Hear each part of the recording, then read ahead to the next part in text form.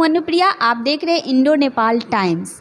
पूरे देश भर में सीबीएसई बोर्ड की टर्म 2 की परीक्षा 10वीं और 12वीं की आज से शुरू हो गई है और इसी सिलसिले में मैं पहुंची हूं अभी नवोदय विद्यालय में और हमारे साथ हैं यहाँ के प्रिंसिपल सर। उनसे बातचीत करते हैं। सीबीएसई बोर्ड की 10वीं और 12वीं यहाँ पे 10वीं का केंद्र बनाया गया है, क्या क्या तैयारी की गई है, कोरोना प्रोटोकॉल का कितना अनुपालन किया गया है, इन तमाम विषय पर हम इनसे चर्चा करेंगे। सर, पहले तो आपका बहुत बहुत स्वागत है। Thank you. नाम सचित कुमार है, हम प्रिंसिपल हैं इस विद्यालय में, जवाहर नवोदय विद्यालय खरोनाडी मुजफ्फरपुर में, और करीब 2.5 साल हमको यहाँ ज्वाइन किए हुए हुआ है। आज से परीक्षा शुरू है, लेकिन हमारे सेंटर पर परीक्षा कल से होगी। कल इंग्लिश का एग्जामिनेशन है और 302 बच्चे कल यहाँ अपीयर होंगे। हमारे स्कूल में भी जो बच्चे पढ़ते हैं उसमें 78 स्टूडेंट्स हैं और वो जहाँ उनका सेंटर है एसआरटी में वहाँ वो अपीयर होंगे। कल 10th क्लास के इंग्लिश का एग्जामिनेशन है। कितने बजे बच्चों को केंद्र पर पहुँचा? सीबीएसई का इंस्ट्रक्शन है कि 9 से 10 के बीच बच्चों को आना है, लेकिन क्लासरूम में उनका मूवमेंट जो होगा वो 9:45 से 10 बजे के बीच होगा। 10 बजे उनको कॉपी दी जाएगी, 10:15 बजे उनको क्वेश्चन पेपर दिया जाएगा और 10:30 बजे से वो लिखना शुरू करेंगे। कोरोना प्रोटोकॉल के लिए क्या क्या? प्रोटोकॉल के लिए उन्होंने जो गाइडलाइन दिया है उसमें एक कमरे में 18 बच्चे की परीक्षा होगी और एक बेंच पर एक बच्चा रहेगा, उसके बीच सफिशिएंट डिस्टेंस को मेंटेन किया जाएगा। क्लासरूम को जहाँ बच्चे एग्ज़ाम देंगे, जो परीक्षा भवन होगा, उसमें प्रत्येक दिन सैनिटाइजेशन होगा। उनमें हम लोगों के पास स्प्रेयर मशीन है और उसके लिए जो केमिकल्स है वो लाया गया है और प्रत्येक दिन वो किया जाएगा। साथ ही साथ रीजनेबल डिस्टेंस मेंटेन करने की जो बात है वो किया जाएगा। प्रॉपर साफ़ सफाई की जाएगी।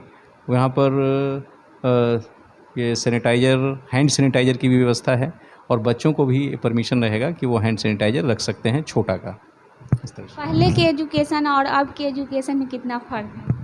नहीं, पहले और अब से तो अभी तो वही चल रहा है। न्यू एजुकेशन जो नेशनल एजुकेशन पॉलिसी है जो पिछले साल आया है, तो वो अब स्टार्ट होने वाला है। लेकिन अभी जो परीक्षाएं संचालित हो रही हैं वो पूर्व के अनुसार ही संचालित की जा रही हैं। 2 वर्षों जैसे 2020, 2021 में एग्ज़ाम नहीं हुए थे और इस बार एग्ज़ाम हो रहा है, इस पर आपका? नहीं, 2020 में एग्जामिनेशन हुआ था और लास्ट मार्च में जो एग्जामिनेशन थे उनको उन्होंने एक ख़त्म किया था।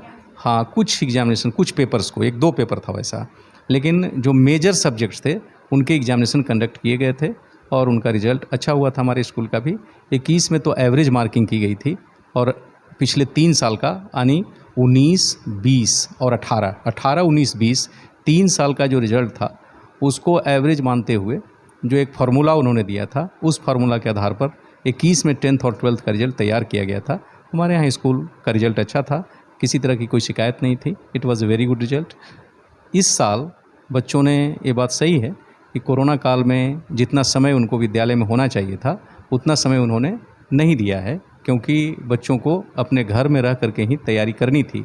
हालांकि हमारा रेजिडेंशियल स्कूल है, जैसे ही गवर्नमेंट का गाइडलाइंस बच्चों को रखने के लिए 10th-12th के बच्चों के लिए आया तो हमने उन बच्चों को बुलाया है और यहाँ पर प्रॉपर उनकी प्रैक्टिस कराई जा रही है और उम्मीद करते हैं कि बच्चों का कॉन्फिडेंस लेवल अच्छा है and they will get a good result in the examination.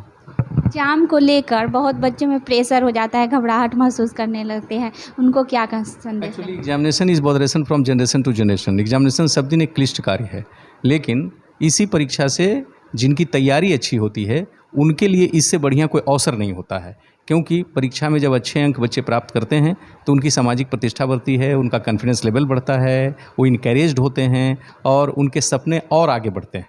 लेकिन अब प्रश्न ये है कि हमेशा परीक्षा में किसी को कम अंक आता है, किसी को ज़्यादा आता है। जिनको कम अंक आता है वो थोड़े निराश होते हैं, उसकी आवश्यकता नहीं है, क्योंकि कम अंक, failures are the pillars of success. आज जिनको कम नंबर आया है उनको ये समझने की ज़रूरत है कि कम नंबर आना या असफल हो जाना केवल यही प्रमाणित करती है कि सफलता का प्रयास में थोड़ा सा और एफर्ट हमको लेना है। प्रयास जो पूर्व में किया गया है उसमें थोड़ी सी मेहनत और करने की ज़रूरत है। अगर ऐसा हम करते हैं तो निश्चित रूप से हमारा जो कल होगा आने वाला वो बेहतर परिणाम देगा और हम अपने लक्ष्य तक पहुंच सकेंगे।